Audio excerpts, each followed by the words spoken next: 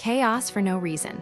A history of the world's strangest riots. While most historical uprisings are fueled by heavy themes like political oppression, poverty, or religious conflict, history also holds a collection of much stranger eruptions. There have been moments when violence broke out not because of a systemic injustice, but because of something as trivial as a fashion faux pas, a misunderstanding at a bar, or a disappointing spectacle. These absurd riots reveal a fundamental truth about human nature.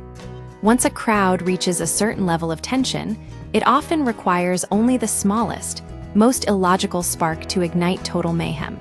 The Toronto Circus Riot, 1855.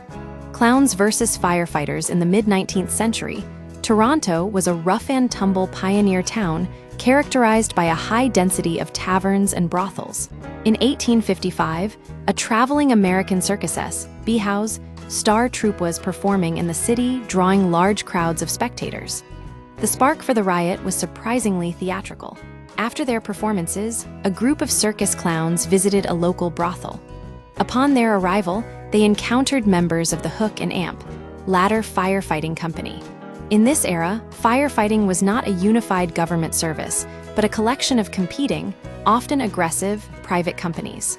The Hook and Amp, latter crew was known for being particularly volatile.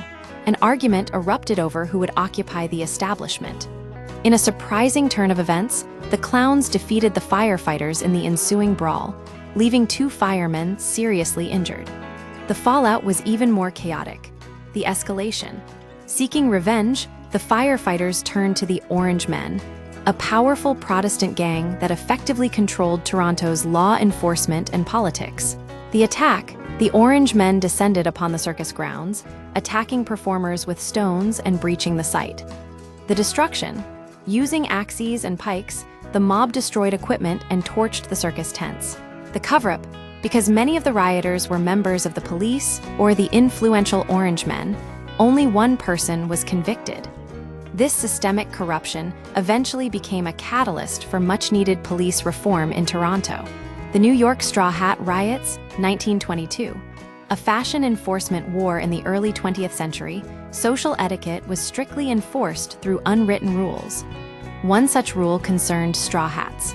While popular for summer wear, social convention dictated that they should be retired by September 15th in favor of felt or silk hats. Wearing a straw hat past this deadline was considered a social blunder, and a tradition of hat stomping had emerged, where people would knock the hats off offenders' heads and stomp them into the dirt. In September 1922, this tradition spiraled into several days of urban warfare in New York City. The violence began when groups of youths, known as the Mulberry Bend, began aggressively attacking factory and dock workers who were still wearing summer headwear. What started as localized harassment escalated into massive street battles. Mob mentality.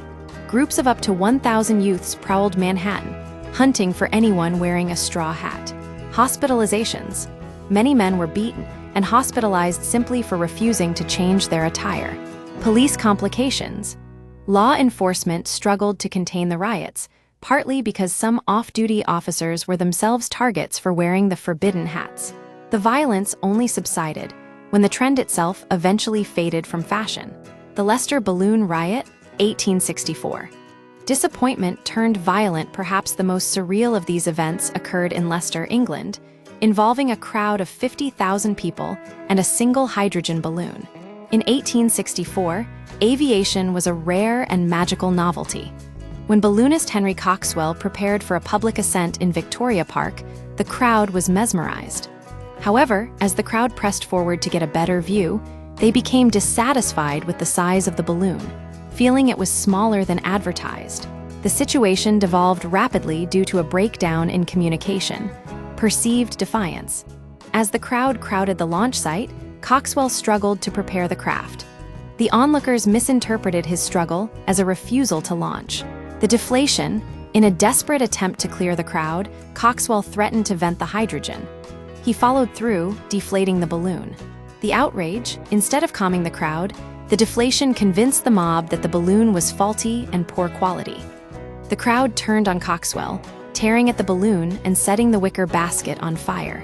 The event was so bizarre that the citizens of Leicester were mockingly nicknamed balloonatics by neighboring towns for years to follow. These peculiar episodes remind us that while we like to believe human behavior is driven by logic, a mob is often driven by momentum. A riot rarely needs a profound cause, it only needs a spark.